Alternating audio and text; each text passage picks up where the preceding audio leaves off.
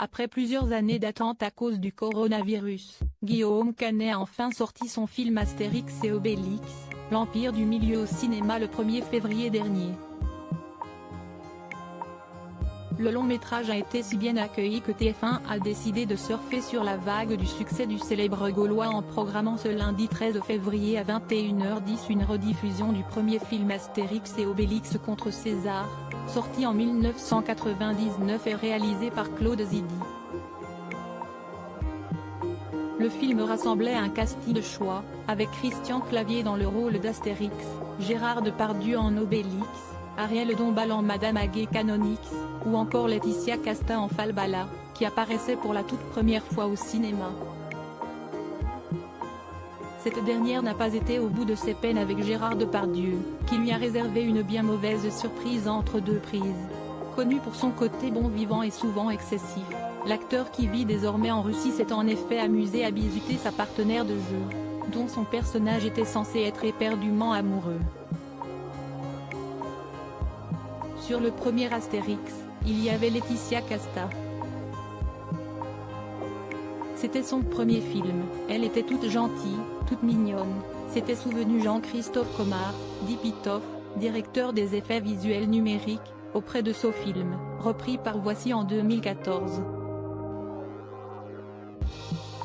Et de poursuivre, durant les essais, il y avait des plans avec elle et Gérard. À un moment, elle vient nous voir, elle nous dit « Putain j'ai peur, il y a Gérard qui est rentré dans ma loge en slip, il a pété, il est reparti ». Une étrange approche qui avait quelque peu traumatisé la jeune femme alors âgée de 21 ans. Paniquée, elle était allée se plaindre du comportement de son collègue à la production. Elle était terrorisée, précisait Pitof.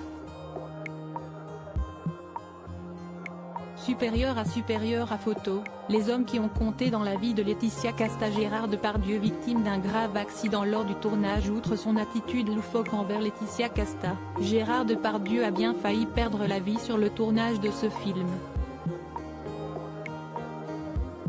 Le 18 mai 1998, alors en plein tournage, le réalisateur recevait un appel très tôt le matin de la part de son assistant choqué, qui lui annonçait la nouvelle que venait d'être victime d'un accident de moto. Gérard vient d'avoir un accident à 2 km d'ici, racontait alors Claude Zidi dans les colonnes de Télé 7 jours, alors qu'il tournait une scène dans le parc du château de Rambouillet.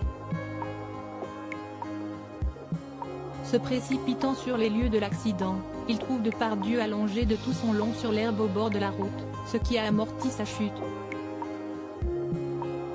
Sa moto est encastrée dans des barbelés.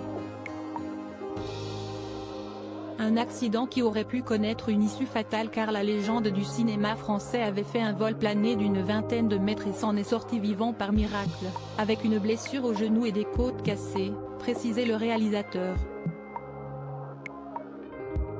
Crédit photo, agence.